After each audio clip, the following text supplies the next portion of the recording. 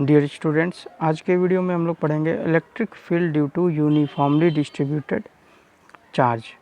इसके पिछले वीडियोज़ में जो है हम लोगों ने इलेक्ट्रिक फील्ड पढ़ा था, एक पॉइंट चार्ज की वजह से क्या इलेक्ट्रिक फील्ड होता है। मैं थोड़ा सा रिमाइंड करा देता हूँ आप लोगों को। एक चार्ज होता था हम लोगों का, और अगर हम लोग जो एक टेस्ट चार्ज लेते थे छोटा सा Q0, अगर इनके बीच की दूरी r है तो इलेक्ट्रिक फील्ड क्या हो जाता था हम लोगों का, E = 1/4 pi epsilon not Q/r²। अब ये एप्सिलॉन नॉट कब होगा, कब एप्सिलॉन होगा, तो ये भी मैंने जो है डिस्कस किया था परमिटिविटी वाले वीडियो में। तो आप लोग ज़रूर इसको देख लेंगे कि कब एप्सिलॉन नॉट और कब जो है हम लोग एप्सिलॉन यूज करते हैं, क्या क्या इसकी वैल्यूज होती है, ये भी मैंने डिस्कस किया था। और दूसरी बात ये है कि जो है इलेक्ट्रिक फील्ड हम लोग यहाँ पे निकालते थे, इसकी डायरेक्शन भी मैंने बताई थी कि अगर ये चार्ज जो है हम लोग पॉजिटिव ले लेते हैं, क्योंकि ये देखिए टेस्ट चार्ज तो हमेशा पॉजिटिव ही लिया जाता है, तो उस केस में जो है इलेक्ट्रिक फील्ड रेडियली आउटवर्ड होगी, क्योंकि फोर्स आउटवर्ड होगा, रिपल्सन फोर्स लगेगा। तो उस केस में जो है इलेक्ट्रिक फील्ड की डायरेक्शन ये हो जाएगी। और अगर ये मैं जो नेगेटिव ले लेता हूँ तो इस केस में जो है डायरेक्शन क्या हो जाएगी, रेडियली इनवर्ड हो जाएगी इलेक्ट्रिक फील्ड। तो इतनी बातें तो हम लोगों ने जो है पिछले वीडियोज़ में ही डिस्कस कर लिया था। लेकिन आज जो हम लोगों को पढ़ना है वो है electric field due to uniformly distributed charge, यानी कि एक जगह पे इस पॉइंट कोई चार्ज नहीं होगा, एक पूरे कह सकते हैं लेंथ के थ्रू या फिर पूरे वॉल्यूम के थ्रू डिस्ट्रीब्यूट होगा चार्ज। तो अभी इस केस में हम लोग ये फार्मूला अप्लाई नहीं कर सकते हैं। क्यों नहीं अप्लाई कर सकते हैं ये भी देख लेते हैं। आप सपोज कर लीजिए कोई कंडक्टर है जिसमें टोटल जो चार्ज है वो है Q। अब ये सभी जगहों पे बटा हुआ है और इसकी जो लेंथ है वो ये है L, और हम लोग एक टेस्ट चार्ज यहाँ पे ले लिए हैं, पॉजिटिव चार्ज Q0। तो यहाँ पे भी जो चार्ज होगा, यहाँ पे भी चार्ज होगा, यहाँ पे भी, सभी जगहों पे चार्ज बटा हुआ है, फैला हुआ है, कह सकते हैं डिस्ट्रीब्यूट है। तो अब इस केस में हम वो फार्मूला इसलिए नहीं लगा सकते क्योंकि देखिए अगर ये इस एंड और इस के बीच की दूरी देखते हैं, सपोज कर लीजिए A है, तो दूरी मिलेगी A, क्योंकि नीचे फार्मूले में r² होता है ना, और वो दूरी होती है बिटवीन द चार्जेस, तो यहाँ पे दूरी मिलने वाली है। अब अगर इस चार्ज और या यहाँ पे जो चार्ज होगा और यहाँ के बीच की दूरी देखते हैं तो ये दूरी कुछ और आने वाली है। इसी तरह इस इंड और इस इंड के बीच की दूरी कुछ और आने वाली है, यहाँ और यहाँ के बीच की दूरी कुछ और आने वाली है, यहाँ और, तो इस तरह से अलग अलग डिस्टेंस मिलने वाला है बच्चों। और जब अलग अलग डिस्टेंस मिलेगा तो हम लोग वो फार्मूला अप्लाई कैसे करेंगे, नॉट पॉसिबल। तो इस केस में हम लोग वो फार्मूला अप्लाई नहीं कर सकते हैं। तो हमें ये जानना होगा कि कौन सा फार्मूला कहाँ अप्लीकेबल होता है। जो फार्मूला हम लोगों ने इलेक्ट्रिक फील्ड का पढ़ा है 1/4 पाई एप्सिलॉन नॉट Q/r², ये केवल एक पॉइंट चार्ज के लिए अप्लीकेबल है। एक चार्ज है छोटा सा और कहीं वो रखा हुआ है, तो उसका हम लोग वहाँ पे इलेक्ट्रिक फील्ड निकाल सकते हैं। लेकिन अगर चार्ज डिस्ट्रीब्यूट है कंडक्टर के पूरे लेंथ में, या कोई स्फेयर है उस पर पूरा चार्ज डिस्ट्रीब्यूटेड है, तो उस केस में जो है हम लोग ये फार्मूला अप्लाई नहीं कर सकते हैं। तो इस केस में हम लोगों को अलग अलग फार्मूले बनाने पड़ते हैं, और वो हम लोग इंटीग्रेशन और डिफ्रेंशिएशन की सहायता से बनाते हैं। तो आइए देखते हैं कि कैसे इसको हम लोग बना सकते हैं। तो हम लोग जो है मैंने एक कंडक्टर ले लिया है और यहाँ पे एक टेस्ट चार्ज Q0 ले लिया है। इस एंड और इस एंड के बीच की दूरी A है, ये जो लेंथ है वो L है ना बच्चों, और जो टोटल चार्ज है वो है Q। अब हम लोग क्या करेंगे, यहाँ पे डिफरेंशिएशन और इंटीग्रेशन दोनों की सहायता लेंगे। डिफरेंशिएशन में मैंने बताया था कि अगर एक पूरे जो है बड़े चीज़ का स्टडी नहीं कर पा रहे हैं तो उसको हम लोग छोटे से पार्ट में तोड़ देते हैं और पहले उसकी स्टडी कर लेते हैं और फिर उसको इंटीग्रेट कर लेते हैं। तो पहले हम लोग यहाँ पे एक छोटा सा हिस्सा ले लेते हैं, एक छोटा सा हिस्सा ले लेते हैं जिसकी लंबाई dx है, और यहाँ पे जो चार्ज है वो कितना है, dq है। dq चार्ज है यहाँ पे, और लेंथ जो है वो dx, छोटा सा लेंथ मान लिया। और मान लिया कि ये जो मैंने लिया हुआ है यहाँ और इस Q0 के बीच की जो दूरी है वो x है। तो अब आप जब ये छोटे से चार्ज को ये कंसीडर करें, यहाँ जो चार्ज होगा, यहाँ जो चार्ज होगा, इस चार्ज को एक आप पॉइंट चार्ज ऐसा आप समझ सकते हैं। पर्टिकुलर इसी चार्ज की बात करें, मैं पूरे लेंथ, पूरे कंडक्टर में जो चार्ज प्रेजेंट है उस चार्ज की बात नहीं कर रहा हूँ। एक यहाँ पे जो छोटा सा चार्ज है जहाँ मैंने डॉट बनाया हुआ है, और ये जो हमारा गिवन चार्ज है पॉजिटिव चार्ज, इसके बीच में अगर हमें निकालना है इलेक्ट्रिक फील्ड, तो अब तो ये फिक्स हो गया, यानी दूरी भी फिक्स हो गई। तो अब यहाँ पे इलेक्ट्रिक फील्ड का फार्मूला हम निकाल देंगे, तो एक छोटा सा इलेक्ट्रिक फील्ड निकल के आएगा डी, और वो डी कितना निकल के आ जाएगा 1/4 पाई एप्सिलॉन नॉट, मान लिया है कि फ्री स्पेस में है, epsilon not D Q upon x square. फार्मूले से चार्ज और नीचे जो है डिस्टेंस का स्क्वायर होता है, तो एक्स स्क्वायर, क्योंकि डिस्टेंस मैंने मान रखा है कितना है, एक्स स्क्वायर है, तो ये निकल के आएगा। अब हम लोग इसको इंटीग्रेट करने वाले हैं, और इंटीग्रेट करके जो है पूरे कंडक्टर की वजह से जो इलेक्ट्रिक फील्ड होगा, सभी चार्जेस की वजह से, जो ओवरऑल चार्जेस की वजह से जो इलेक्ट्रिक फील्ड होगा वो निकालेंगे। तो बच्चों इसको नोट कर लीजिएगा। अब हम लोग नेक्स्ट में जो है इसको इंटीग्रेट करने वाले हैं। अच्छा, एक चीज़ और यहाँ पे समझना होगा कि ये इंटीग्रेशन मैंने अब करना है, क्योंकि मैंने एक छोटे से चार्ज की वजह से जो इलेक्ट्रिक फील्ड होगा वो तो निकाल लिया, लेकिन अभी चार्जेस सभी जगहों पे प्रेजेंट है, तो सबकी वजह से निकालना है। तो अब हम लोग इसको इंटीग्रेट करेंगे, और इंटीग्रेट करेंगे तो कांस्टेंट बाहर आ जाता होगा, याद होगा आपको, कांस्टेंट बाहर आ जाएगा। और ये मैं इसको भी इंटीग्रेट कर दूंगा, टेढ़ा हो गया, 1 मिनट, ये है सिंबल इंटीग्रेशन का। अच्छा, लिमिट क्या होगी, लिमिट, अब देखिए चार्ज यहाँ हो सकता है और चार्ज यहाँ हो सकता है, इसके बीच में ही चार्ज कहीं रहेगा।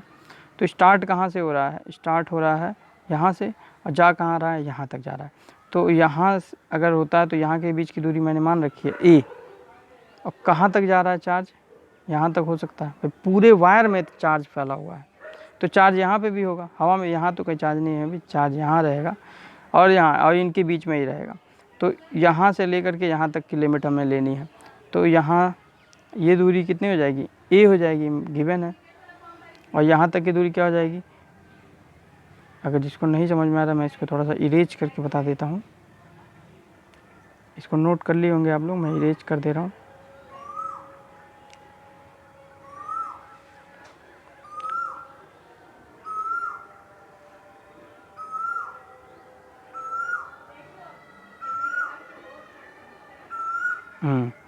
अभी बच्चों जो है चार्ज मैंने यहाँ पे लिया है, कहीं भी ले सकते थे, यहाँ पे चार्ज हो सकता है, और जो है चार्ज यहाँ हो सकता है, मतलब इसके बीच में ही कहीं भी हो सकता है।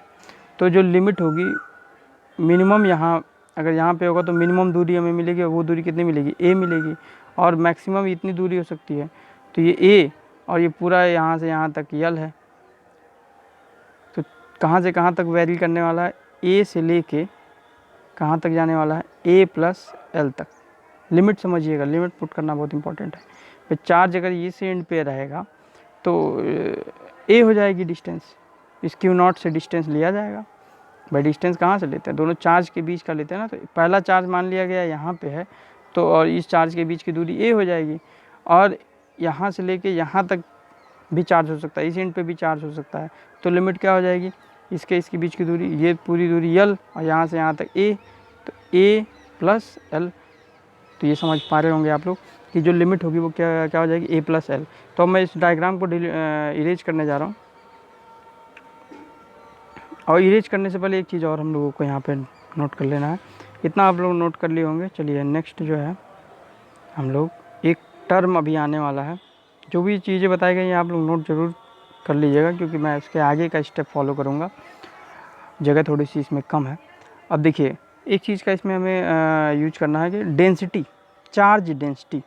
चार्ज डेंसिटी क्या होती है, लैम्डा से रिप्रेजेंट किया जाता है, और ये होती है चार्ज पर यूनिट लेंथ को हम लोग जो है लीनियर चार्ज डेंसिटी कहते हैं, जिसको लैम्डा से रिप्रेजेंट किया जाता है। तो चार्ज डेंसिटी कितनी हो जाएगी, charge per unit length, charge, तो चार्ज क्यू है, और पर यूनिट लेंथ, तो लेंथ एल है, तो लैम्डा बराबर क्या हो जाएगा, क्यू बाई एल। इसको भी नोट कर लीजिएगा, where lambda is the charge density, linear charge density. और ये क्या होता है, इसकी डिफिनीशन क्या होती है, जैसे नॉर्मल जो डेंसिटी हम लोग पढ़ते हैं वो मास पर यूनिट वॉल्यूम होती है, तो चार्ज डेंसिटी क्या होती है, लीनियर चार्ज डेंसिटी क्या होती है, चार्ज पर यूनिट लेंथ। तो ये चार्ज की डेंसिटी है लेंथ में, लेंथ के लॉन्ग डेंसिटी क्या होगी। और यूनिफॉर्मली डिस्ट्रीब्यूटेड है, यानी डेंसिटी कहीं भी, अगर मैं यहाँ पे चार्ज की डेंसिटी की बात करूँ, बीच में बात करूँ, इस एंड पे बात करूँ, तो सभी जगहों पे डेंसिटी समान रहने वाली है, क्योंकि यूनिफॉर्म डिस्ट्रीब्यूशन है। जैसे आयरन का मैं कितना भी बड़ा टुकड़ा ले लूँ, एक छोटा टुकड़ा ले लूँ, उसकी डेंसिटी फिक्स होती है 7.3। Density does not depend on the size, वो तो मास पर यूनिट वॉल्यूम वही रहने वाला है। पानी कितना भी लिया जाए, थोड़ा सा पानी लिया जाए, ज़्यादा पानी लिया जाए, उसकी डेंसिटी तो फिक्स है, 1 ही होगी। तो इस तरह से डेंसिटी का टर्म यहाँ पे दिमाग में रखना है। हाँ, तो चलिए आप लोग इतना समझ चुके होंगे। अच्छा, मैं यहाँ की डेंसिटी की बात करूँ, ये जो मैंने सेलेक्ट किया रीजन, जो एक छोटा सा पार्ट सेलेक्ट किया है, तो देखिए पूरे ओवरऑल की डेंसिटी की बात करूँ, छोटे से पार्ट की डेंसिटी की बात करूँ, या कहीं की भी डेंसिटी की बात करूँ, अगर distribution of the charge same है तो डेंसिटी वही रहने वाली है। तो मैं यहाँ की डेंसिटी निकाल लेता हूँ इसके टर्म में, तो लैम्डा बराबर क्या हो जाएगा, यहाँ पे चार्ज कितना है, डी क्यू है, यहाँ पे लेंथ कितनी है, डी एक्स है, तो D Q by charge per unit length D x. Linear charge density यही ना होती है, चार्ज पर यूनिट लेंथ, तो टोटल चार्ज क्यू था तो अपॉन लेंथ। और मैं यहाँ की डेंसिटी की बात करूँ, जो कि वही रहने वाली है, जो वैल्यू क्यू बाई एल की आएगी वही value D Q by D x की भी आएगी, क्योंकि डेंसिटी ओवरऑल वही है। लेकिन अगर मैं इस टर्म में निकालता हूँ तो क्या हो जाएगा, यहाँ पे जो चार्ज है डी क्यू और यहाँ की जो लेंथ है वो डी एक्स है। तो ये भी आप लोग नोट रखिएगा, क्योंकि अभी इन दोनों का ही हम लोग यूज करने वाले हैं आगे। चलिए अब मैं फाइनल डायरेक्ट आता हूँ इंटीग्रेशन पे, इसको आप लोग नोट कर लिए होंगे।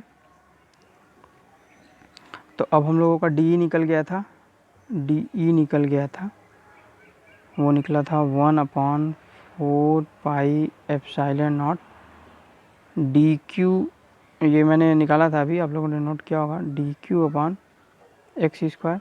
अब इसको हम लोगों को इंटीग्रेट करना है। इंटीग्रेशन की मैंने लिमिट भी बता दी थी, ए से लेके कहाँ तक आई थी, upper limit A plus L I थी। ये ए प्लस एल क्या था, ये आपको पता होगा कि ए जो है वो दूरी थी एक इंच से, और एल उसकी दूसरी इंच से दूरी थी, टोटल दूरी ए प्लस एल। तो हम इसको इंटीग्रेट कर देंगे, और इंटीग्रेशन में बिल्कुल सिंपल सा रूल बच्चों आप लोगों को मैंने नोट कराया था, जो 11th में बताया गया था रूल, उतनी ही की ज़रूरत है, बहुत ज़्यादा यहाँ पे हमें इंटीग्रेशन नहीं पढ़ना है। और जिन लोगों ने भी जो है मैथ्स लिया है वो तो इंटीग्रेशन में इस समय उस्ताद हो चुके होंगे, तो उन्हें तो पता चल गया होगा। तो बच्चों आगे हम लोग देखते हैं, कांस्टेंट बाहर हो जाता है अपना, तो कांस्टेंट बाहर कर लेंगे, तो 1/4 पाई एप्सिलॉन नॉट बाहर हो जाएगा, 1/4 पाई एप्सिलॉन नॉट बाहर हो जाएगा।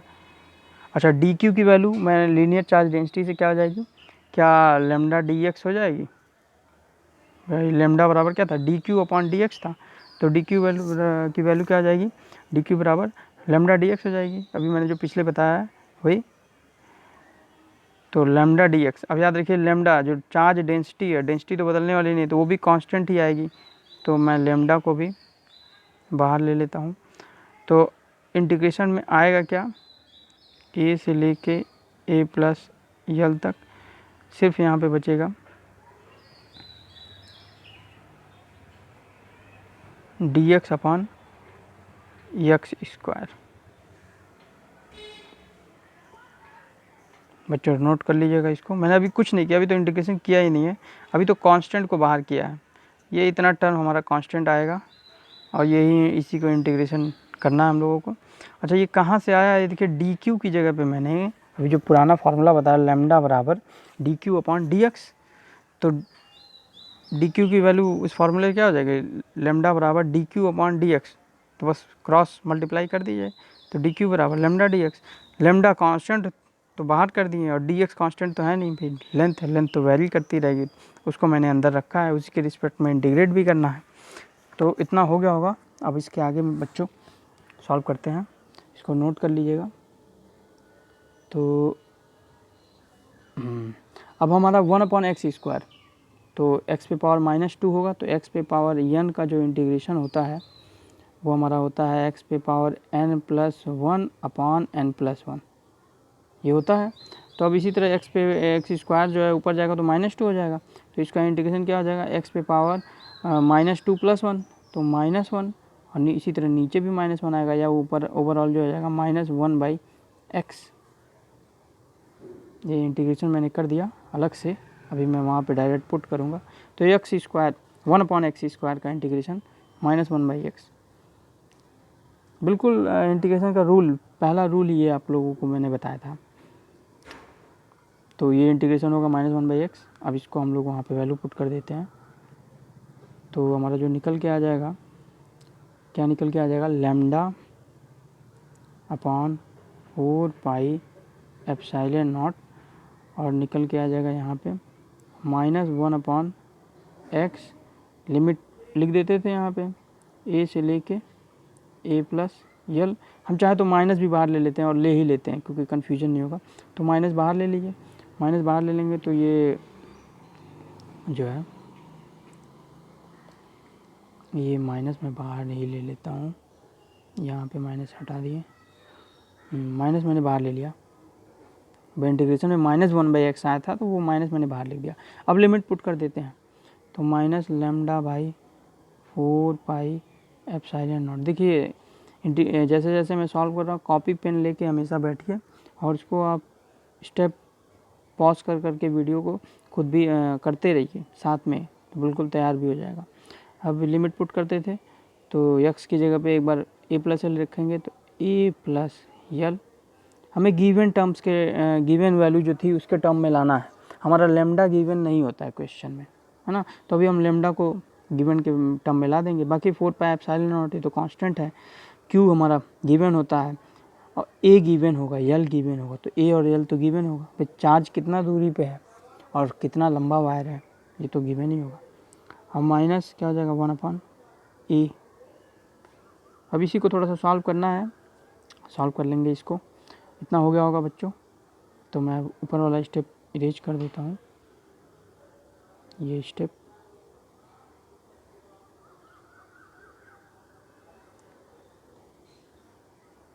तो यहाँ से ये हो जाएगा -λ/4πε0, और ये हमारा, इसको यहाँ पे भी छोड़ सकते हैं, और नहीं तो a ब्रैकेट में a प्लस यल, और ये इधर चला जाएगा माइनस a माइनस यल हो जाएगा। ये क्रॉस मल्टीप्लाई एलसीएम लिया गया है, इसे कट जाएगा ये। चलिए अब मैं नीचे वाला भी इरेज कर देता हूँ।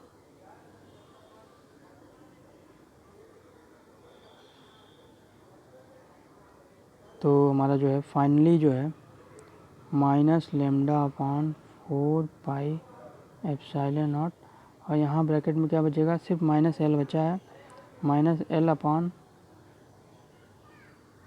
ब्रैकेट में a प्लस एल। इसको ऐसे ही रहने दीजिए, चाहे तो आप मल्टीप्लाई कर सकते हैं। अभी देखिए ये माइनस और ये माइनस मल्टीप्लाई हो जाएगा तो λl हो जाएगा फाइनल।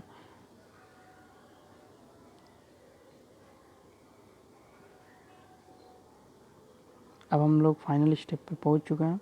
अच्छा, माइनस माइनस ये खत्म हो जाएगा और λl हो जाएगा, और लैम्डा की वैल्यू गिवन के टर्म में क्या हो जाएगी भाई, q तो हमें गिवन होगा और l भी गिवन होगा, तो उसके टर्म में लिख देते हैं। तो लैम्डा की जगह पे मैं q/l लिख देता हूँ, तो q लैम्डा की जगह पे q/l, और नीचे क्या क्या आया है मेरा, q/l, मतलब ये यल तो है ही ना, ये यल, और एक नीचे यल आएगा। देखिए लैम्डा की जगह पे q/l, ये तो लैम्डा की जगह पे है, इस लैम्डा की जगह पे, और माइनस माइनस तो ख़त्म हो गया, ये तो कोई बात ही नहीं है। और ये यल हमारा बचा है, तो ये यल यहाँ पे है, तो यल से यल ये कट जाएगा, ऊपर सिर्फ q बचा है, यानी कहने का मतलब न्यूमरेटर में सिर्फ क्या बचा है, q। समझ पा रहे होंगे आप लोग भाई, लैम्डा की जगह पे मैंने फार्मूला स्टार्टिंग बताया ना, लैम्डा क्या, लीनियर चार्ज डेंसिटी q/l, तो लैम्डा की जगह पे हो जाएगा q/l, तो ये लैम्डा की जगह पे क्यू अपॉन एल, और ये कि एल ऊपर हमारा आया हुआ है तो एल से एल कट गया और माइनस माइनस तो खत्म हो गया, तो टोटल ओवरऑल न्यूमरेटर में सिर्फ क्यू बचा है। अब क्यू बचा है तो बाकी डिनोमिनेटर में ये तो बचा ही हुआ है, तो हम फाइनल लिख देते हैं। फाइनल अब मैं लिख देता हूँ, हमारा जो ई निकल के आ जाएगा, इलेक्ट्रिक फील्ड निकल के आ जाएगा, वो कितना हो जाएगा 1/4 पाई एप्सिलॉन नॉट, ऊपर क्यू आ गया था सिर्फ, ए ब्रैकेट में ए प्लस यल, तो ये हमारा इलेक्ट्रिक फील्ड निकल गया due to uniformly distributed charge. Final यहाँ तक आपको लाना है। अब लैम्डा के टर्म में भी यूज कर सकते हैं फॉर्मूले में। अगर क्वेश्चन दिया हुआ है और आपको लीनियर चार्ज डेंसिटी दे रखी है तो आप उसी टर्म में वैल्यू पुटअप कर देंगे, और नहीं अगर दे रखी है, चार्ज दे रखा है, तो आपको ये यूज करना होगा। देखिए हम लोगों को जो है फॉर्मूले को के सभी कह सकते हैं कि प्रारूपों को समझना होगा। क्वेश्चन किसी पे भी बेस्ड आ सकता है। अगर गिवन डाटा ये है हमारा, क्यू गिवन है, यल गिवन है, तो ये इस फॉर्मूले का यूज करेंगे। और अगर हमें लैम्डा गिवन है, क्यू नहीं गिवन है, लैम्डा गिवन है, तो लैम्डा के टर्म में यूज करेंगे। तो बिल्कुल अंडरस्टूड है, सॉल्व कर सकते हैं। तो आई होप कि आप लोगों को ये समझ में आया होगा, और इसको कई बार प्रैक्टिस कीजिएगा। वीडियो को पॉज कर करके खुद भी ट्राई करते रहिए, कॉपी पेंसिल ले करके, किताब पेन ले करके स्टेप बाय स्टेप सॉल्व कीजिए। देखिए मैथमेटिक्स है और इतनी मैथमेटिक्स तो आनी चाहिए, फिजिक्स बिना मैथ से तो आएगी नहीं, तो इतनी मैथ्स तो आएगी ही, आनी ही चाहिए। और एलसीएम लेना, सिंपल इंटीग्रेशन, सिंपल डिफरेंशिएशन, ये सब मैंने पढ़ाया है। आप फॉर्मूले को देखिए और स्टेप बाय स्टेप सॉल्व कीजिए। कोई भी कन्फ्यूजन होता है तो आप कमेंट कर सकते हैं, दोबारा पूछ सकते हैं।